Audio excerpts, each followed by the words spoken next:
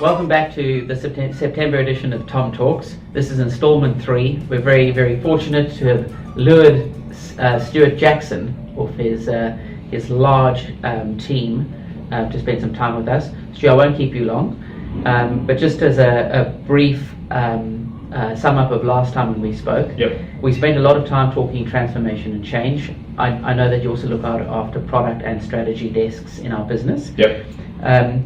Digitization, customer experience, simplifying the operating model, whilst keeping a focus on cost efficiency, was always driving the demand and the skill set 3 months ago.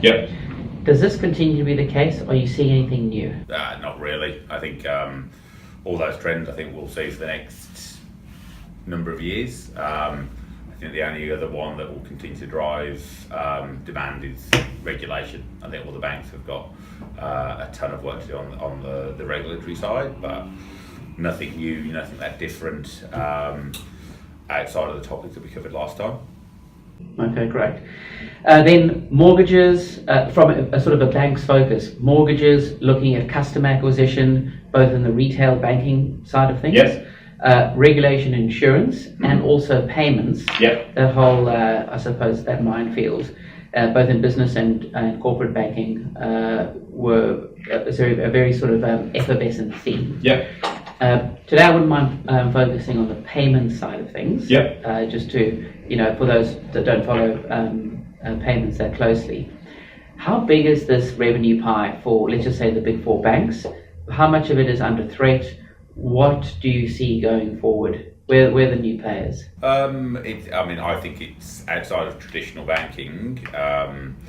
So payments, if you think about consumer payments, business, corporate, institutional payments, the revenue that those businesses bring into the traditional banking environment, I think if you totaled it up, it would be roughly about 25% of overall revenue. So it's a massive pool that the banks want to protect.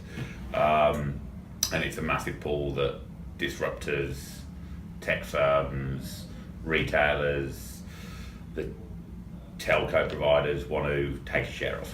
So I think retail banking in traditional areas like mortgages, it's still fiercely competitive, and organisations are looking at kind of the quality of the book value. But there's tremendous investment in payments in the banks to protect their share. But also with the external community that want to take that away. Because payments is also a very key thing to make customers sticky. So whether you're a corporate customer that works with X bank, you are if you've got all your payment, transactional banking requirements with an institution, it's fair to say that you may have a range of other services that you'll use that bank for. So it's fiercely competitive.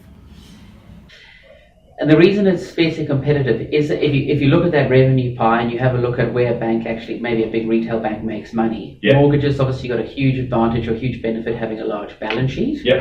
Payment seems to be one of these portable, or more easily portable or disruptible revenue streams.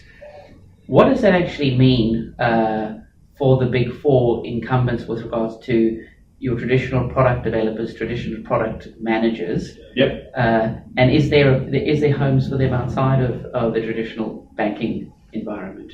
So I think for people that work in Big Four versus going to work for a tech firm or a startup or another provider that's looking to take market share, I would say that the big four banks are obviously structured. There's a hierarchy, there's a way of doing things to get things delivered.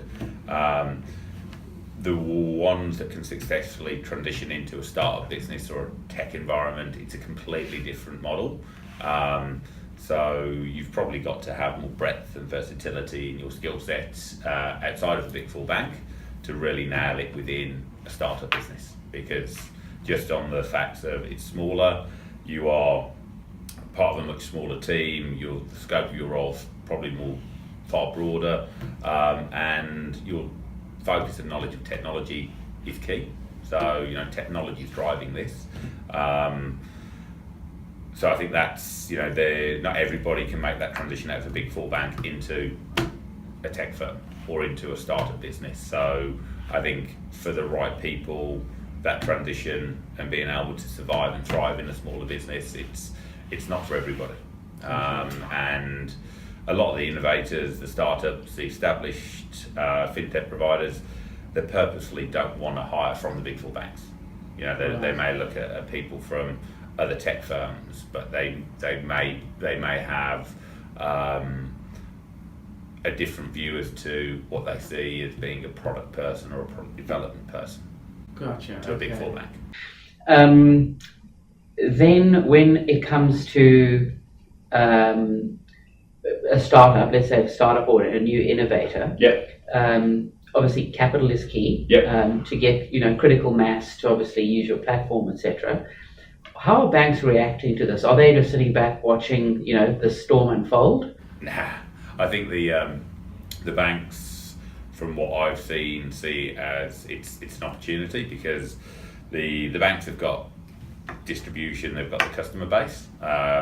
I think they've got the brand, the trust from most customers that it's a solid, secure organisation. The tech startups have got, they've got none of the legacy, none of the incumbency of being around for 100, 200 years. So they can work with leading tech. They can focus on customers' experience and journey. So they are building a fresh stack of an experience for a customer without any of the legacy. So the banks see that as a real opportunity, that if they can partner with that entity and provide that entity with commercial support to actually build out the business model, support from the broad range of execs that they've got in the business that can work with that organisation to further commercialise it, and actually do a joint venture, actually make a small investment in that startup. So if they do succeed, and a lot of them won't succeed, but if they do succeed, then they can integrate that into providing that service, that experience to the bank's customers. And are you seeing that kind of trend from startup to JV in other sort of technologies that might be, I think the big tech firms, they don't want to allow people in. I think the most obvious ones, Apple, and the ongoing debate with the three major banks that haven't signed up to Apple Pay. Apple are a massive global organisation. They're going after this. They want a big slice of the pay, and they want to control it, and the banks don't want to relinquish that. So I think that's a different scale when you think about the Apples, the Googles, the Facebooks, around what their intentions are, versus a smaller startup that can provide and the banks can provide a real partnership. Great. Okay. Leaving the whole payment side, leaving the products piece for a second. Last question, just on strategy. Mm-hmm. You've been intimately involved in strategy style placements across financial service for over a decade. What background is most likely to be hired into a strategy function? I see if it's typically most of the people, or a high percentage of the people, will come from the top tier consulting brands. So your tier one brands of McKinsey, BCG, Bain, AT Kearney.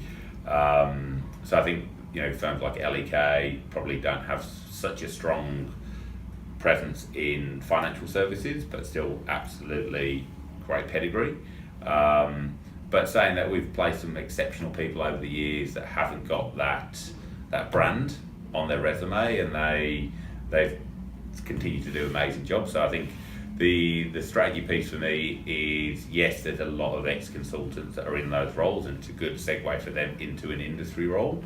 But I think the ability to frame and structure a problem is one skill set that a lot of the top tier consultants bring, but the ability to have and build the relationships in the organisation, have the tenacity to be able to deliver real value in a complex organisation and deal with the political environment. I think there's I always look for somebody that's got that blend of skills, because you can be exceptionally smart and bring all the tools, the techniques, the methods of traditional strategy, but if you aren't able to influence and execute and add value to the business, the first piece is pointless. And finding somebody that's got an aptitude and a skill set to do both is very rare.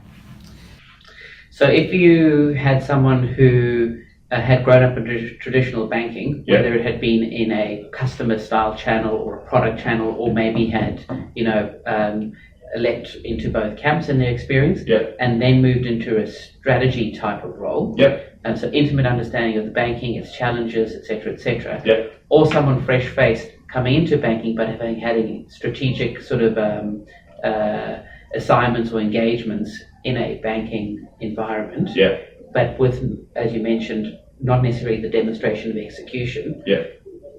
How would you weigh those two candidates up, or those two skill sets up? It's dependent on, one, the client, what they're looking for that specific role. Two, if the client themselves has come from or has that structured training that the top tier firms bring, normally they're going to look to test that against any of the people that they meet. So if the individual from any of the backgrounds aren't able to demonstrate that structured problem solving using different methods, techniques, and frameworks, then normally it won't progress. So the banking smarts is one thing, but if it's a strategy role, normally they need to be able to demonstrate structured problem solving, but it's always difficult to find people that have got that, but also to fundamentally understand how a bank makes money. Gotcha. Okay. Very last question, sorry, Stu. Crystal ball, next 6 to 12 months. Demand for skill set, or lack thereof. Just what's your gut feel? We haven't been busier in 10 years in project, product, or strategy. So I think demand is going to continue. I think there's a real demand for exceptional people in all the skill sets that we cover. So and long may it continue. Stu, you're a great ambassador for those 3 product desks. It's always terrific catching up with you. Thanks again very much for your time. Thanks, Richard. It's been a pleasure. Thanks very, very much for your insights. Thank you. So that was Stu Jackson. Thanks very much for those of you who tuned in to listen to Stu's insights. It's Richard O'Flynn signing off from T+O+M Talks. I'll see you next time. Thank you.